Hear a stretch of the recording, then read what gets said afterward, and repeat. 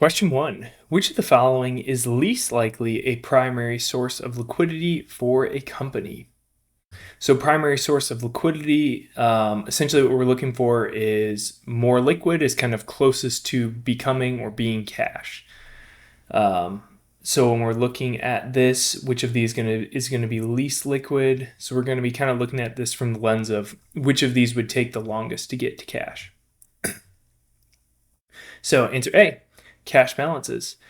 That is certainly going to be very liquid since it's already cash. Cash is what we want to get to in order to have liquidity for the company. And then for B, we've got sales of equipment. And C, we have accounts receivable. So between these two, they're obviously not cash yet, but they can both be converted to cash relatively quickly. I mean, if those sales of equipment go to accounts receivable, then they're going to be less liquid. But if we're receiving those sales in cash, then that could be more liquid than accounts receivable. I think we would generally, though, say that accounts receivable is going to be more liquid than sales of equipment. These are already sales that have been made, essentially, and that we're just kind of waiting for that cash to come in based on whatever terms we sold we made our sales for. And it's not super clear here, too, whether sales of equipment is equipment that is inventory or whether that's equipment that is an asset for us that's used for our company. If it's an asset used for us, then we definitely don't want to sell equipment that's going to help us produce more inventory. Answer B. Question 2. Angela and James are close friends. They wish to start a cosmetics business, which they expect to grow fast. Hence, they need external financing. Their main concern is copyright infringement-related lawsuits since they will enter a competitive market. As such, they plan to file articles of incorporation with a regulatory authority. Which of the following best describes Angela and James's business structure? So we've got A, corporation, B, general partnership, or C, sole proprietorship. So the couple key things here, if we're filing articles of incorporation, that would obviously imply that we're creating a corporation. And then also, if we're worried about lawsuits, of these three options between corporation, general partnership, and sole proprietorship, a corporation is the only one that's going to provide personal liability protection against potential lawsuits, assuming the corporate veil is not pierced, but that's a whole nother story. Whereas a general partnership is just going to be some type of agreement that's telling Angela and James how the profits are going to be split. And then sole proprietorship, similar to B, this is going to be a solo person business and not provide any personal liability protection. So if lawsuits are an issue, we're going to want that protection of a corporation. Answer A. Question 3. The standard deviation of a portfolio is 15%. If the portfolio's return is 22% and risk-free return is 6%, then the Sharpe ratio of the portfolio is closest to. So Sharpe ratio, we're going to take return minus risk-free rate. So essentially excess return, that's going to be in our numerator. Then we're going to divide that by our standard deviation of 15%. And when we do that math out, we can see we get 1.0667, which is going to be closest to answer B, 1.07 after we round. Question 4. A trader enters into a 1-year forward contract to purchase ABC Company shares at a forward price of INR 528.01 per share. The current spot price of the shares is INR 502.87 per share. Assuming that the spot price increases instantaneously to INR 504.66 per share at contract inception and assuming a risk-free rate of 5%, the forward contract MTM, this is going to be mark to market from the trader's perspective, is most likely minus 1.79, 0, or positive 1.79. So the mark to market, since we're given the spot rate that we bought at, and then what it just increased to, it's going to be pretty straightforward. We're going to take our increase and then we're going to subtract out what we bought it for. And that's going to give us our profit in this case. Let's show that answer. So our loss or profit is going to be that new spot minus the original spot, which gets us a profit of 1.79. So we're going to go with answer C. In the case that we were not given this current spot price, We could also impute that based on the forward price of the contract, and by basically what we would do is we would discount this forward price back by 5% for the duration of the contract, so 1 year. So it would basically just be 528.01 divided by 1.05. And I think if you do that math out, you'll see that you'll get this or close to this number after rounding. But don't overthink this one. It's just that new spot rate minus what we paid to get that mark-to-market profit or loss. Answer C. Question 5. Which of the following is least likely a corporate takeover mechanism? So we've got least likely here, which means 2 of these are going to be takeover mechanisms and 1 is not. A, poison pill. This is likely going to be our answer. A poison pill is used to discourage takeovers. It's not used to execute a takeover. And so that's why it will probably be our answer. Basically what a poison pill does is it's kind of written into their policies or documents, or however it's documented. I guess I'm not exactly sure. But basically it's going to, in the event of a takeover occurring, it's going to allow existing shareholders minus that the acquirer to purchase shares of the company at a discount. And by doing so, they're essentially going to dilute the acquirer, and then the acquirer is going to need to buy more of the shares at more of a premium in order to take over the company. So it basically just makes them a much more expensive or unattractive takeover target. B, tender offer. We can rule that out since this is a type of takeover mechanism. This is when the acquirer offers to buy shares directly from existing shareholders. So they can basically buy up all or enough shares to take over the company. And then answer C, proxy contest. This is also going to be another type of takeover mechanism. You basically kind of get additional board members on the board if you're the acquirer, and then also convince board members to kind of vote for the acquisition to happen. Answer A. Question 6. Hasib Ahmed is constructing a portfolio based on the investment policy statement of one of his clients, who has mentioned a unique constraint in the IPS of investing in the equity of only manufacturing companies that use renewable energy. This constraint is most likely related to which of the following ESG factors? So that constraint can only buy equity in manufacturing companies that use renewable energy. So the renewable energy is the constraint. So which of the following does this fall under? So A is social.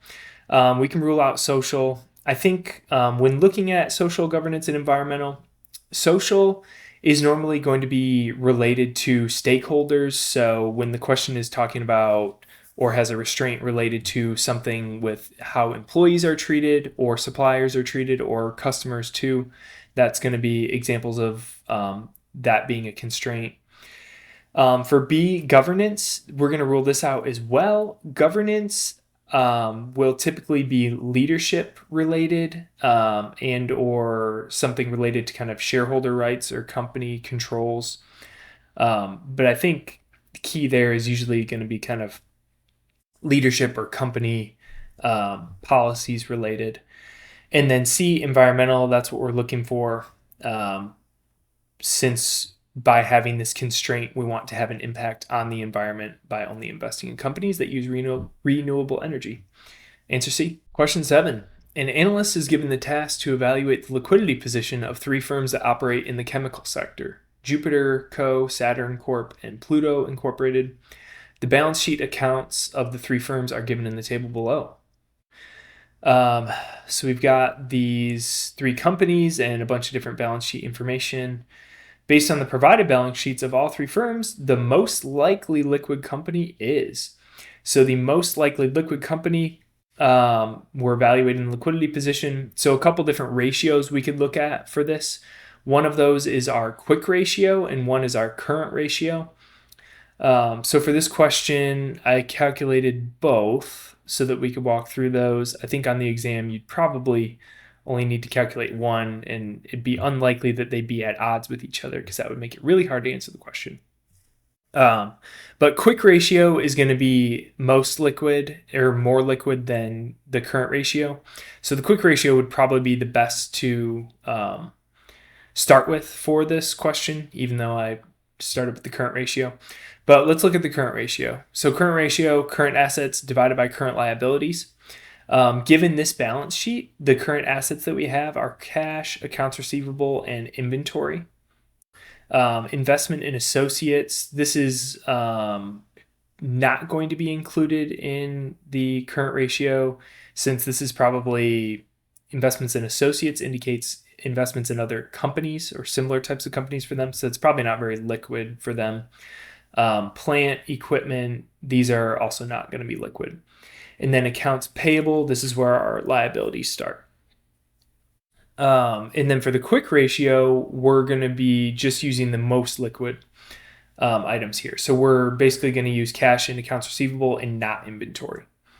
So for current liabilities, we're going to use short-term debt and accounts payable, and then long-term debt will be excluded.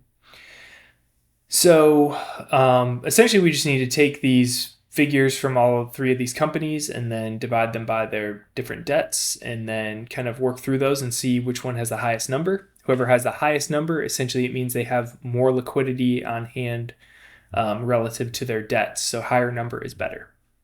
So for Jupiter, we work that through. You'll see it's going to be these three numbers divided by these two numbers added together, and then so on down the line. So for Jupiter, we get 1.8947, Saturn, we get 0.9302, and Pluto, we get 1.0294. So Jupiter is most liquid under the current ratio. And then under the quick ratio, the calculation looks similar, except we're not, this inventory figure on all three of these is going to get taken off. So for Jupiter, we get 1.0263, Saturn 0.6512, and Pluto 0.5294. So again, Jupiter is most liquid, and that leads us to go with answer B. Question 8. Which of the following screening approaches seeks to identify companies that record the highest ESG score in their industry? A, negative screening. We can rule negative screening out. Negative screening, if we were going to change this statement, it would be something like excluding the lowest ESG scores in their industry. For negative screening, we're going to be excluding, not looking for high scores and then trying to invest in them. B, positive / best in class screening. So this is going to be kind of the opposite of negative screening and will likely be our answer. We're looking for the highest scores, and then we're trying to invest in those types of companies. C, ESG integration. So we can rule this one out, since ESG integration is going to be more similar to traditional financial or fundamental analysis. And then it would also consider these ESG scores alongside that analysis. So this leans towards positive screening, since we're specifically trying to invest in companies that score high here. ESG integration is going to take this as well as the fundamentals into account. Answer B. Question 9. Gree is the market leader in the sports manufacturing sector of China. However, the company was recently accused of not providing minimum basic working conditions to its employees. Due to these serious accusations, several pension funds reduced their exposure to Gree's equity. Which of the following ESG factors have the pension funds most likely considered? So we've got the three ESG pillars here: social, governance, and environmental. Looking at environmental first, we can rule this out. The issue here is minimum basic working conditions to its employees. If there were environmental issues, that would be more explicitly kind of drawn out, and it might be talking about the pension fund decided to divest because they were polluting more than they should have, or something like that for the manufacturing sector. B, governance. We've mentioned this before, but this is going to be more company structure or leadership related, whereas this is, again, focused on basic working conditions to its employees. So we're going to go with A, social. Social is going to be more focused on all the different stakeholders involved with the company, like employees, like its suppliers, like customers, and making sure that we have good practices around those stakeholders. So I think, as a general rule of thumb, social involving the stakeholders, governance involving leadership, environmental involving the environment. Answer A. Question 10. A company charging different prices on different buyers based on volumes of goods purchased most likely employs which type of price discrimination? A. Tiered pricing. That sounds like it'll be our answer. In tiered pricing, it is going to be based on volume, and part of the reason here is just kind of a math problem. So as in economics, as your costs go up, your marginal cost becomes less and less and less. Having cost up here and number of units on the x-axis here. And so as that marginal becomes less and less, as somebody is buying more goods, they can pass on some of those savings to the customer and provide them lower pricing than somebody that's buying less units over here. So tiered pricing looks like it'll be our answer. B, auction models. This is going to involve some type of bidding among the buyers, which is not really mentioned here.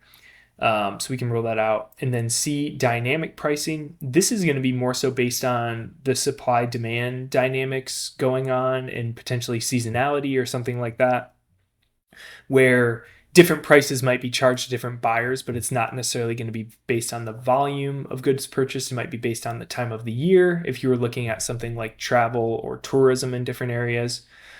Or it just might be based on supply-demand of different goods throughout different times of the year. Answer A.